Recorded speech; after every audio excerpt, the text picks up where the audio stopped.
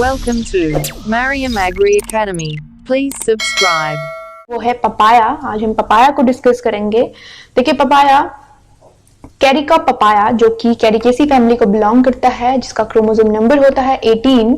देखिए एक और फ्रूट क्रॉप है जिसका क्रोमोसोम नंबर मैंने आपको 18 बताया था, वो है सिट्रस। सिट्रस का भी जो क्रोमोसोम नंबर है वो 18 होता है। देखिए अगर पपाया की बात करें तो इसका ओरिजिन सेंटर है ट्रॉपिकल अमेरिका। और अगर इसकी इंट्रोडक्शन की बात करें इंडिया में तो पपाया को जो है 16th सेंचुरी में जो है इंडिया में इंट्रोड्यूस किया गया था। देखिए ये जो क्वेश्चन है ये 2017 के एएफओ के एग्जाम में ये क्वेश्चन पूछा जा चुका है कि पपाया को कौन सी सेंचुरी में जो है इंडिया में इंट्रोड्यूस किया गया था, तो उसका आंसर था 16th सेंचुरी। ठीक है। देखिए जो पपाया प्लांट होता है एक हर्बेशियस प्लांट है। हर्बेशियस मतलब जिसमें जो ट्रू वुडी टिश्यूज होते हैं वो एब्सेंट होते हैं और बहुत ही शॉर्ट लिव प्लांट होते हैं। अगर हम कंपेयर करें जो ट्री फ्रूट क्रॉप है जैसे मैंगो हो गया तो उनके कंपैरिजन इनका जो लाइफ स्पैन होता है वो बहुत कम होता है। जो पपाया है वो ट्रॉपिकल फ्रूट है पर सब ट्रॉपिकल कंडीशन में भी जो है ग्रो कर जाता है। देखिए it is basically about temperature. ठीक है, एक रेंज ऑफ टेम्परेचर होती है जिसके अंदर ये ग्रो करते हैं, तो उसमें जो है सब ट्रॉपिकल में अगर वो टेम्परेचर रिक्वायरमेंट जो है पूरी होती है फ्रूट की, तो ट्रॉपिकल फ्रूट जो है सब ट्रॉपिकल कंडीशन में भी जो है ग्रो कर जाता है। देखिए अगर मैं इसकी फ्रूट की बात करूं तो ये क्लाइमेट्रिक फ्रूट है। क्लाइमेट्रिक फ्रूट जो आफ्टर हार्वेस्टिंग जो है राइपनिंग प्रोसेस को कंटिन्यू रखते हैं। पेरिशेबल फ्रूट है ये। और जो इसका फ्रूट टाइप होता है वो होता है हॉलो बेरी इसका फ्रूट टाइप है। और इसका जो एडिबल पोर्शन है वो होता है मीजोकाप इसका और एडिबल पोर्शन है। और एक और फ्रूट क्रॉप है जिसका मैंने आपको मीजोकाप बताया था, मैंगो का भी जो एडिबल पोर्शन होता है वो मीजोकाप होता है। और अगर इसमें जो येलो पिगमेंट है, देखिए येलो जो पिगमेंट है अगर उसकी बात करें तो वो होता है ड्यू टू कैरिकाजेंथिन। तो caricaxanthin is responsible for the yellow pigment in papaya. ठीक है। देखिए इसके पॉलिनेशन की बात की जाए तो इसमें क्रॉस पॉलिनेशन होता है। ठीक है, क्रॉस पॉलिनेशन होता है। और जो मीडियम होता है क्रॉस पॉलिनेशन का वो होता है विंड के द्वारा इसमें पॉलिनेशन होता है। इसका जो इन्फ्लोरेसेंस है वो होता है पैनिकल इसमें इन्फ्लोरेसेंस होता है। और जो पपाया है उसे डायोशियस कहा जाता है। देखिए डायोशियस भी कहा जाता है और ये पॉलीगैमस होता है। पॉलीगैमस फ्रूट क्रॉप इसे कहा जाता है। देखिए पॉलीगैमस का मतलब होता है कि पपाया में जो है डिफरेंट सेक्स फॉर्मेशंस होती हैं। डिफरेंट सेक्स फॉर्मेशन जो है रिपोर्ट की जाती हैं, जैसे मेल और फीमेल। देखिए मेल को जो है मेल फ्लावर होगा, फीमेल फ्लावर होगा। ठीक है, स्टेमिनेट जो बोलते हैं और फीमेल के लिए पिस्टिलेट बोला जाता है। और हर्माफ्रोडाइट फ्लावर जो है जिसमें मेल और फीमेल दोनों ही रिप्रोडक्टिव ऑर्गन जो है अवेलेबल होते हैं, प्रेजेंट होते हैं। तो इस तरह से जो है इसमें सेक्स फॉर्मेशंस पाई जाती हैं। और देखिए डायोशियस क्यों कहा जाता है? देखिए डायोशियस इसलिए कहा जाता है कि जो फ्लावर होता है मेल फ्लावर और फीमेल फ्लावर जो होता है, मेल फ्लावर और जो फीमेल फ्लावर होता है मतलब स्टेमिनेट फ्लावर और पिस्टिलेट फ्लावर जो होता है वो डिफरेंट प्लांट में होता है, डिफरेंट प्लांट में प्रेजेंट होता है। इसीलिए जब पपाया को जो है फील्ड में प्लांट किया जाता है, ठीक है, जब फ्लावरिंग स्टेज जब पपाया की आती है तो उस टाइम पे जब होता है अगर फील्ड में बहुत सारे मेल प्लांट्स प्रेजेंट हैं या मेल प्लांट्स जो है प्रोड्यूस हो रहे हैं तो उनको क्या है रिमूव कर दिया जाता है। और एवरी 15 to 20 फीमेल प्लांट्स में जो है एक मेल प्लांट को जो है प्लांट किया जाता है। ठीक है, तो जो इसका रेशो होता है वो 2:1 का होता है। मतलब जो है एक फीमेल प्लांट 2:1 का। ओके, अगर 2 फीमेल प्लांट हैं तो उसमें एक जो है मेल प्लांट होगा। या अगर बात करें जैसे 20 फीमेल प्लांट्स की तो उसमें जो है एक जो है मेल प्लांट को लगाया जाता है। तो देखिए, तो ये था डायोशियस। ओके, गायनोडायोशियस वैरायटीज भी हैं। देखिए गायनोडायोशियस वैरायटी की बात करें तो जैसे कूर्ग हनीड्यू हो गया और CO3 है, कोयम्बटूर 3 करके वैरायटीज हैं और पूसा डिलीशियस है। तो ये सारी जो वैरायटीज हैं ये गायनोडायोशियस वैरायटी हैं। गायनोडायोशियस का मतलब होता है ये पिस्टिलेट फ्लावर के साथ साथ जो है परफेक्ट फ्लावर मतलब हर्माफ्रोडाइट फ्लावर भी प्रोड्यूस करती हैं। ठीक है, हर्माफ्रोडाइट फ्लावर्स को भी ये प्रोड्यूस करती हैं। तो ये इसकी गायनोडायोशियस वैरायटी है, पर बेसिकली जो है डायोशियस होता है पपाया। तो ये इसका सेक्स फॉर्मेशन है जो आगे हम थोड़ा डिटेल में वैरायटीज में जानेंगे कि किस तरह से जो है कौन कौन सी वैरायटीज हैं जो डायोशियस हैं और गायनोडायोशियस हैं। ठीक है, तो ये था सारा पपाया के बारे में। और नेक्स्ट इसका देखते हैं एरिया एंड प्रोडक्शन। देखिए जो पपाया है, इंडिया जो है पपाया का वो लार्जेस्ट प्रोड्यूसर है वर्ल्ड में। इंडिया में जो है सबसे ज्यादा जो है पपाया ग्रो किया जाता है, प्रोड्यूस किया जाता है। और जो पपाया क्रॉप है इसे रिम्यूनरेटिव क्रॉप कहा जाता है। रिम्यूनरेटिव का मतलब होता है जो इसका पर यूनिट जो इसका यील्ड होता है बहुत ही हाई होता है, बहुत ही हाई रिटर्न देता है आफ्टर बनाना। ठीक है, बनाना भी जो है रिम्यूनरेटिव क्रॉप है कि पर हेक्टेयर की जो इसका रिटर्न होता है, यील्ड होती है, वो ज्यादा होती है। तो आफ्टर बनाना इसका सेकेंड पोजिशन में ये है, आफ्टर बनाना। ठीक है, रिम्यूनरेटिव क्रॉप की बात कर रही हूं मैं यहाँ पे, तो इसका प्रोडक्शन से नहीं है। रिम्यूनरेटिव जो पर यूनिट हेक्टेयर की जो यील्ड होती है, ठीक है, उसमें इसका जो है वो उसमें ये हाई रिटर्न देता है, हाई यील्ड देता है। देखिए एरिया की बात करें तो अगर एरिया इंडिया में बात करें तो गुजरात में सबसे ज्यादा एरिया है, फिर आंध्र प्रदेश में है और फिर कर्नाटक में है। अगर आप पहले की डेटा की बात करें जो 2002 या 2001 का डेटा होगा तो उसमें जो है कर्नाटक सबसे ज्यादा एरिया और प्रोडक्शन जो है कर्नाटक में हुआ करता था। पर अब जो न्यू डेटा है 2016 का, ठीक है, 2016 और 17 का, उसके अकॉर्डिंग जो है गुजरात जो है एरिया में सबसे आगे है, फिर आंध्र प्रदेश और फिर कर्नाटक। देखिए प्रोडक्शन की बात करें तो आंध्र प्रदेश सबसे आगे है, गुजरात सेकंड नंबर पे है, कर्नाटक थर्ड नंबर पे है। ठीक है, और प्रोडक्टिविटी की बात करें तो तमिलनाडु प्रोडक्टिविटी में आगे चल रहा है, देन आंध्र प्रदेश और फिर है तीसरे नंबर पे तेलंगाना स्टेट। तो ये इसका जो है इंडिया में प्रोडक्शन है, एरिया एंड प्रोडक्शन। देखिए अगर एक्सपोर्ट की बात की जाए तो इंडिया जो है एक्सपोर्ट करता है बनाना को यूनाइटेड अरब एमिरेट में, यूएई में, फिर करता है सऊदी अरेबिया में और फिर करता है नीदरलैंड में। ठीक है, तो इन 3 कंट्रीज में जो है ये पपाया को जो है एक्सपोर्ट करता है इंडिया। ठीक है, देखिए ये डेटा जो है थोड़ा इंपॉर्टेंट हो जाता है। अगर पिछले साल का जो अगर हम एएफओ का एग्जाम देखें तो उसके अकॉर्डिंग जो है ये जो एक्सपोर्ट वाला डेटा है थोड़ा इंपॉर्टेंट है, इसलिए यहाँ पे मेंशन किया गया है, तो इसे ध्यान में रखिए आप। चलिए नेक्स्ट बात करते हैं क्लाइमेट की। देखिए जो पपाया होता है वो लेस देन 40 डिग्री के सेल्सियस में ग्रो हो जाता है। लेस देन 40 डिग्री सेल्सियस में जो है पपाया ग्रो हो जाता है, बट कुछ कंडीशंस होती हैं कि जैसे अगर अब मैं बात करूं अबव 35 डिग्री सेल्सियस की, तो 35 डिग्री सेल्सियस के ऊपर जो फीमेल फ्लावर्स होते हैं, ठीक है, वो उनमें स्टेरिलिटी जो है रिपोर्ट की जाती है, वो स्टेराइल हो जाते हैं, मतलब they are dysfunctional above 35 degree Celsius. तो जो इसके लिए आइडियल टेम्परेचर है वो है 25 टू 30 डिग्री सेल्सियस के लिए आइडियल टेम्परेचर है। मतलब इस टेम्परेचर की रेंज में जो है जो पपाया है बहुत ही अच्छी तरह से जो है ग्रो कर जाता है। ठीक है, इसको आइडियल टेम्परेचर बोला जाता है। और अगर ऑप्टिमम की बात की जाए, मतलब एक रेंज की बात की जाए, तो 30 टू 35 डिग्री सेल्सियस जो है उसके लिए ऑप्टिमम टेम्परेचर होता है। ठीक है, आइडियल और ऑप्टिमम में थोड़ा डिफरेंस होता है। ठीक है, तो ये इसका जो है टेम्परेचर रेंज है। अगर देखिए टेम्परेचर जो है लेस देन 10 डिग्री सेल्सियस जाता है तो राइपनिंग में जो है डिले होता है, राइपनिंग डिले होती है पपाया की। तो ये जो है जो टेम्परेचर है लेस देन 10 डिग्री सेल्सियस जो है राइपनिंग के टाइम पे नहीं जाना चाहिए।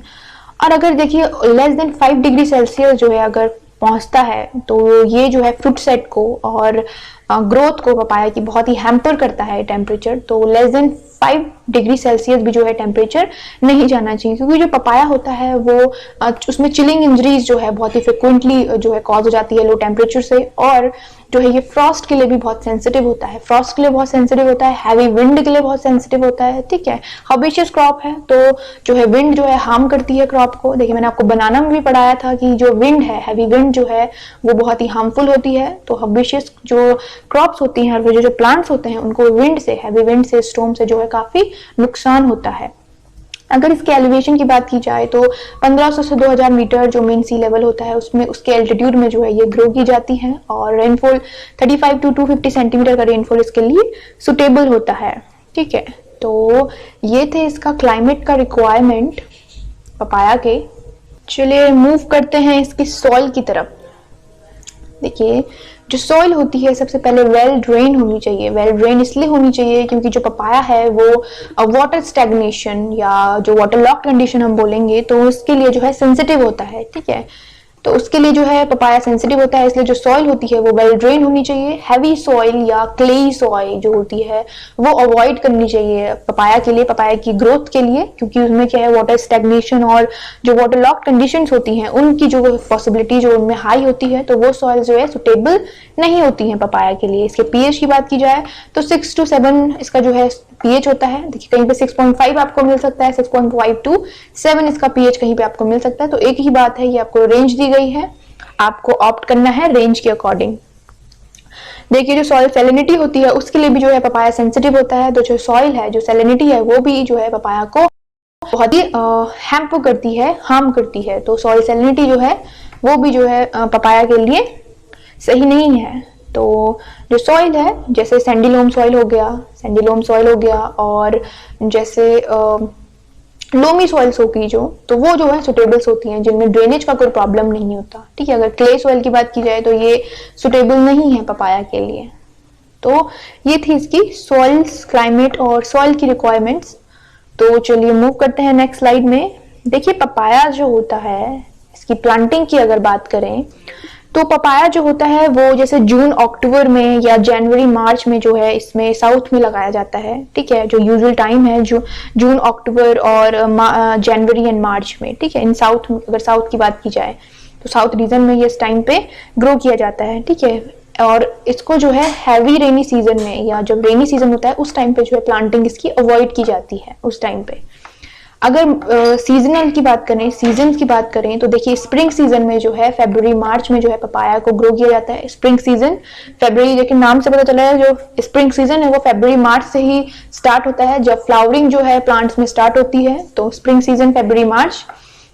मॉनसून, देखिए नाम से मॉनसून का पता है, जून जुलाई में जो है मॉनसून स्टार्ट हो जाते हैं। और ऑटम, देखिए ऑटम का जो मंथ होते हैं वो है अक्टूबर नवंबर। तो ये तो जो प्लांटिंग टाइम है वो आपको नाम से याद रहेंगे। तो यूजुअली जो टाइम होता है, देखिए जो जून अक्टूबर मैंने आपको बताया या जनवरी मार्च, तो यूजुअल अगर टाइम है तो ये टाइम जो होता है प्लांटिंग टाइम होता है। और साउथ में भी जो है इसी टाइम पे जो है पपाया को ग्रो किया जाता है। तो देखिए पपाया जो है थ्रू आउट द जो एयर है पपाया वो फ्लावरिंग और फ्रूटिंग करता है, कोई पर्टिकुलर सीजन नहीं है।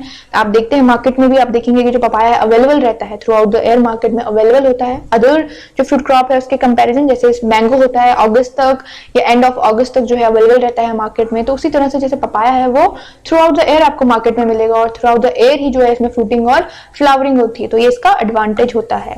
ठीक है, तो ये थी इसकी प्लांटिंग। अगर बात करते हैं स्पेसिंग की, देखिए जो स्पेसिंग होती है पपाया में, देखिए हर्बेशियस है तो स्पेसिंग इनमें कम होती है, तो इन्हें 1.8 इंटू 1.8 की स्पेसिंग होती है। देखिए बनाना में भी जो होती है 1.8 मीटर इंटू 1.8 मीटर में जो स्पेसिंग ली गई थी। ठीक है, तो हर्बेशियस जो होती है उनकी comparison to tree fruit crops होती हैं कम स्पेसिंग होती है। तो अगर 1.8 की बात करें, 1.8 इंटू 1.8 मीटर में जो है इसके 3000 प्लांट्स जो है पर हेक्टेयर आते हैं। 3000 प्लांट पर हेक्टेयर जो है प्लांट पॉपुलेशन इसकी होती है 1.8 में। ठीक है, अगर एचडीबी की बात करें, देखिए 1.2 इंटू 1.2 मीटर की जो है इसकी स्पेसिंग जो है, इसमें जो है 6400 प्लांट पर हेक्टेयर आते हैं एचडीबी में। देखिए अगर आपको ये याद करना है तो अगर देखिए जैसे नॉर्मल जो प्लांटिंग में प्लांट आते हैं वो आते हैं 3000 प्लांट।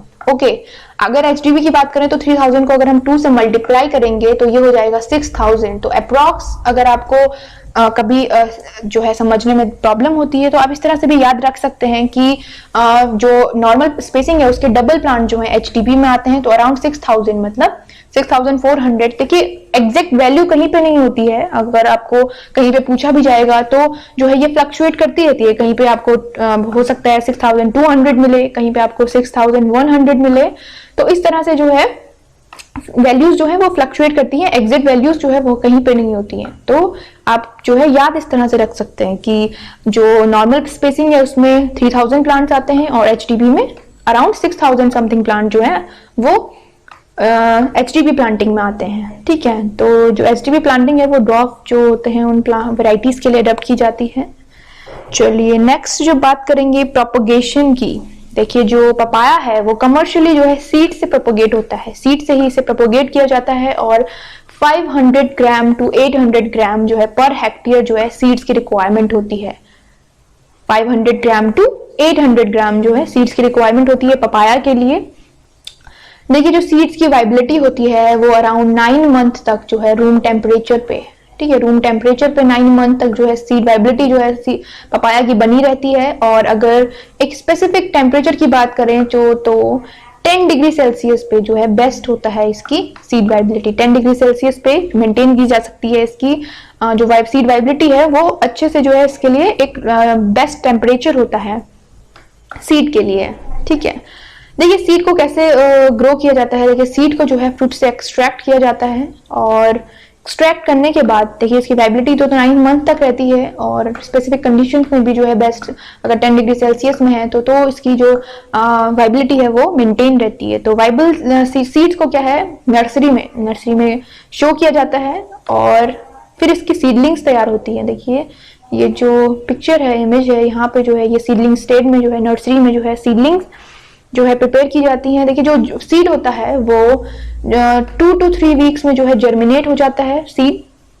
2 to 3 वीक्स या 2 to 4 वीक्स अगर हम लगाएं, कोई जो सीड्स होते हैं वो ज्यादा टाइम लेते हैं, तो 2 to 4 वीक्स में जो है अराउंड 2 to 4 वीक्स में जो है सीड जर्मिनेट हो जाता है और जो इसका जर्मिनेशन परसेंट होता है 80% जो है 80% इसका जर्मिनेशन परसेंट है। मतलब क्योंकि देखिए सीड जो वाइबिलिटी है वो पपाया की बहुत अच्छी है तो जर्मिनेशन परसेंट जो है इसमें 80% है। जर्मिनेट जो होते हैं 80% सीड जो है वो जर्मिनेट हो जाते हैं और आफ्टर जर्मिनेशन मतलब 2 to 4 वीक्स के बाद जब जर्मिनेशन हो जाता है तो 45 to 60 डेज में जो है सीडलिंग रेडी हो जाते हैं। 45 to 60 डेज में जो है सीडलिंग रेडी हो जाता है ट्रांसप्लांटिंग के लिए और इसकी हाइट होती है उस टाइम पे 20 to 25 सेंटीमीटर इसकी जो है हाइट होती है। ये देखिए कि वैरायटी टू वैरायटी भी जो है जो इसकी हाइट होती है प्लांट की वो वेरी कर जाती है। तो अगर एक नॉर्मल जो एक एवरेज हाइट की बात करें तो 20 to 25 जो है सेंटीमीटर की हाइट तक जो है सीडलिंग को जो है सीडलिंग ट्रांसप्लांटिंग के लिए रेडी रहती है।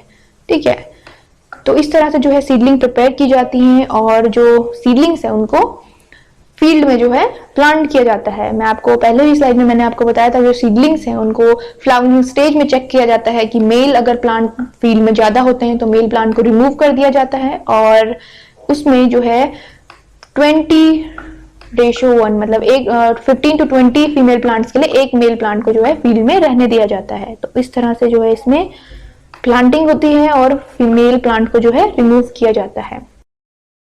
चलिए नेक्स्ट बात करते हैं पपाया की वैरायटीज की। देखिए जो पपाया की वैरायटीज होती हैं, कुछ जो वैरायटीज होती हैं वो होती हैं गायनोडाइशियस टाइप वैरायटीज होती हैं। ठीक है, तो जो गायनोडाइशियस वैरायटी है उसमें सबसे पहले बात करेंगे CO3 की। देखिए जो CO3 वैरायटीज होती हैं ये कोयम्बटूर 3 इनको बोला जाता है और ये तमिलनाडु एग्रीकल्चर यूनिवर्सिटी से जो है रिलीज की जाती है, इसलिए इनका नाम होता है CO3।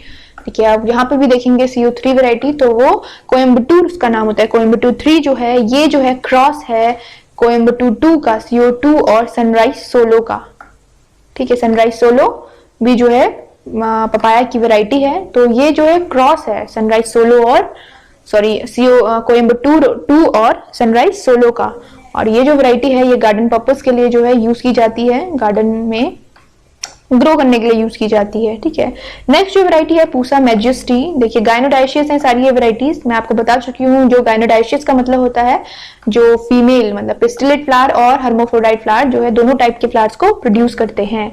तो देखिए पूसा मैजेस्टी जो है ये टॉलरेट है वायरस के लिए और जो रूट नॉट नीमाटोड होता है उसके लिए जो है ये टॉलरेट करती है उसको और पेपिन प्रोडक्शन के लिए यूज होती है। देखिए पेपिन क्या होता है, पेपिन जो है जो लेटेक्स जो है पपाया से निकलता है, व्हाइट कलर का लेटेक्स आपने देखा होगा, उसमें जो है ये एंजाइम जो है अवेलेबल होता है पेपिन, जिसे जो कि वैल्यूएबल प्रोटोलिटिक एंजाइम है जो प्रोटीन डाइजेशन में जो है हेल्प करता है और इसके और भी सारे जो है इकोनॉमिक यूज हैं वो सारे हम आगे कवर करेंगे।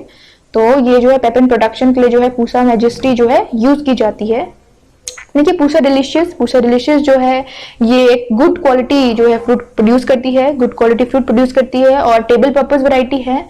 इसमें जो ब्रिक्स होता है वो होता है मतलब जो इसमें TSS होता है 10 to 13 डिग्री, जो ब्रिक्स होता है इसमें 10 to 13 ओके और टेबल पर्पस वैरायटी है। नेक्स्ट वैरायटी है कूर्ग हनी ड्यू।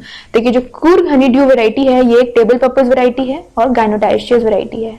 नेक्स्ट है सनराइज सोलो। देखिए सनराइज सोलो जो है इसमें हाई कैरेटिन होता है, हाई कैरेटिन कंटेंट इसमें होता है और बहुत ही अच्छी वैरायटी है जो गायनोडाइशियस वैरायटी है। तो ये मोस्टली जो है प्रेफर की जाती है due to sex formation. Next बात करेंगे कुछ अदर वेराइटीज की। देखिए सबसे पहले जो बात करते हैं पूसा डॉफ की। ये पूसा डॉफ जो है HDB प्लांटिंग के लिए यूज की जाती है। ठीक है, HDB प्लांटिंग के लिए यूज की जाती है और डायोशियस वैरायटी है। डायोशियस मतलब जिसमें जो मेल और फीमेल फ्लावर है वो डिफरेंट डिफरेंट प्लांट में होता है। ओके, नेक्स्ट वन है पूषा जायंट। देखिए पूषा जायंट जो वैरायटी है ये प्रोसेसिंग के लिए, ठीक है, प्रोसेसिंग पर्पस के लिए, जैसे कैनिंग हो गया, इन पर्पस के लिए यूज की जाती है। और देखिए ये जो वैरायटी है ये स्ट्रॉन्ग विंड को टॉलरेट कर लेती है। स्ट्रॉन्ग विंड जो होती है, जो पपाया क्रॉप को बहुत हार्म करती है, उनको ये टॉलरेट कर देती है, तो पूषा जायंट। ओके, नेक्स्ट वन है पूषा नन्ना। देखिए जो पूषा नन्ना है ये जो है, देखिए नाम से याद रखिए, पूषा नन्ना जो एक्सट्रीम ड्वार्फ कल्टीवार है, पपाया का एक्सट्रीम ड्वार्फ कल्टीवार है पपाया का, और एचडीबी प्लांटिंग में यूज किया जाता है। वैसे ही देखिए CO1 है, CO1 जो है तमिलनाडु से रिलीज की गई है, और जो है ये सिलेक्शन है रांची का। रांची भी जो है पपाया की वैरायटी है, जो कि बिहार में पॉपुलर वैरायटी है, बिहार की वैरायटी है। और ये जो वैरायटी है ये हाँ बिहार की पॉपुलर वैरायटी है। देखिए नेक्स्ट बात करते हैं CO2 का। देखिए CO2 जो है कोयम्बटूर 2, ये जो वैरायटी है पेपन प्रोडक्शन के लिए यूज की जाती है। CO2 जो है पेपन प्रोडक्शन के लिए यूज की जाती है।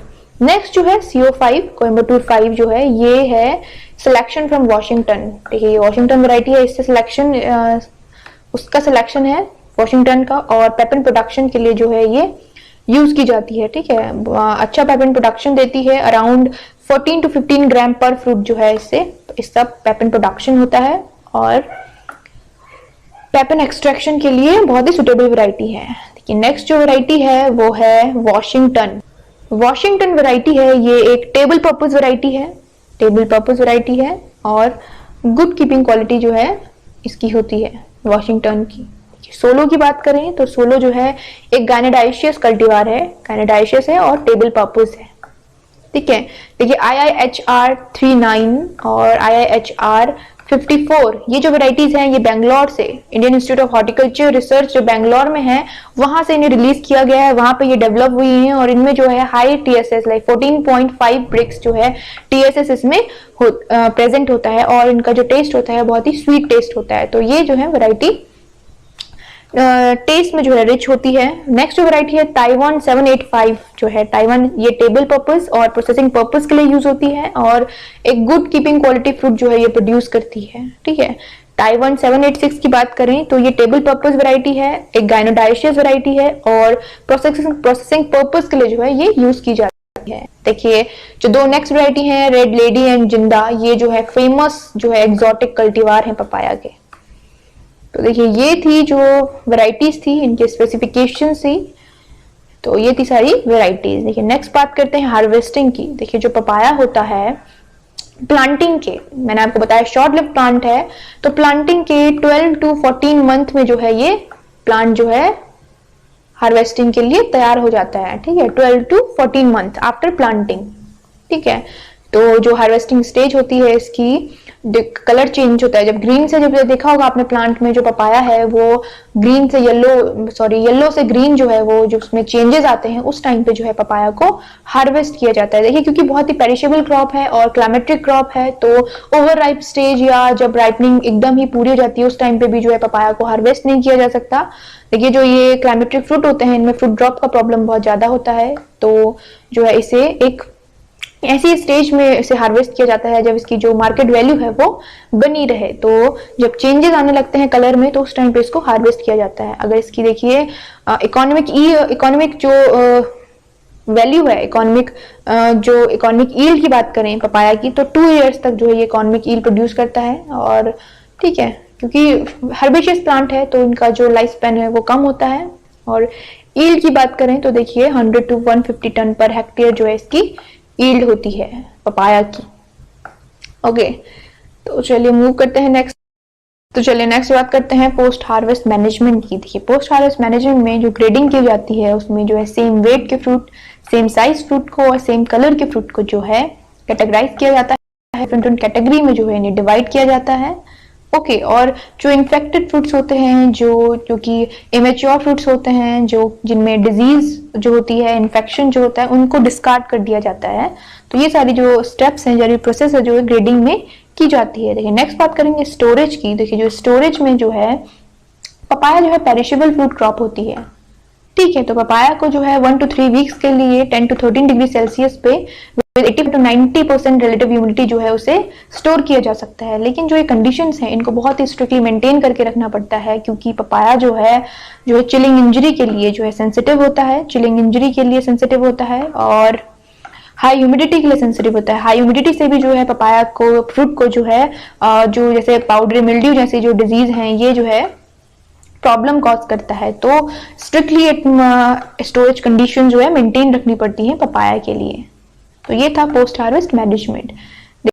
देखिए पेपन एक्सट्रैक्शन की, देखिए जो पेपन एक्सट्रैक्शन है वो इमेच्योर फ्रूट ऑफ पपाया से किया जाता है। देखिए आपने अगर पपाया का इमेच्योर फ्रूट देखा होगा तो उसमें एक व्हाइट फ्लूइड होता है जिसे लेटेक्स कहा जाता है, ठीक है। तो उससे जो है पेपन एक्सट्रैक्शन, मतलब पेपन जो है एक प्रोटोलिटिक एंजाइम है, तो उससे जो है ये एक्सट्रैक्ट किया जाता है। ये जो अर्ली मॉर्निंग इसे कलेक्ट किया जाता है। देखिए 0.5 फ्रूट में दिया जाता है और उससे जो है ये लेटेक्स को एक्सट्रैक्ट किया जाता है। टेपिंग प्रोसेस जो होती है अर्ली मॉर्निंग होती है, अर्ली इन द मॉर्निंग होता है और 90 to 100 डेज का जो फ्रूट होता है उसे सिलेक्ट किया जाता है पेपन एक्सट्रैक्शन के लिए, ठीक है। आफ्टर एक्सट्रैक्शन क्या होता है, जो लेटेक्स जो है जो एक्सट्रैक्ट किया जाता है उसे 50 to 55 डिग्री सेल्सियस के लिए जो है ड्राई किया जाता है। 50 to 55 डिग्री सेल्सियस के टेम्परेचर पे जो है ड्राई किया जाता है उसे पाउडर फॉर्म में कन्वर्ट करने के लिए, ठीक है। और उस पाउडर फॉर्म को जो है 9 डिग्री सेल्सियस पे 6 मंथ के लिए जो है स्टोर किया जा सकता है, ठीक है। 9 डिग्री सेल्सियस में 6 मंथ के लिए जो है उसे स्टोर किया जाता है। देखिए जो पेपन है एंजाइम जो है वो उसकी इकोनॉमिक वैल्यूज हैं। देखिए उसे मीट टेंडराइजेशन में उसे यूज किया जाता है, लेदर इंडस्ट्री में वो यूज होता है और च्युइंगम मैन्युफैक्चर में उसे यूज किया जाता है। और जैसे च्युइंगम मैन्युफैक्चर हो गया और डेंटल प्रिपरेशंस हो गई, देखिए डेंटल प्रिपरेशन में भी जो है वो यूज किया जाता है। तो इसलिए जो है उसकी इकोनॉमिक वैल्यूज हैं और इसे पेपन से जो है पपाया से जो है एक्सट्रैक्ट किया जाता है। तो देखिए ये था पपाया जो हमने डिटेल में डिस्कस करा। I hope you guys will understand it as well. तो चलिए मिलते हैं नेक्स्ट टॉपिक में। तो very soon will discuss the next topic. तब तक आप देखिए पपाया को समझिए और keep studying, keep working hard. तो थैंक यू सो मच।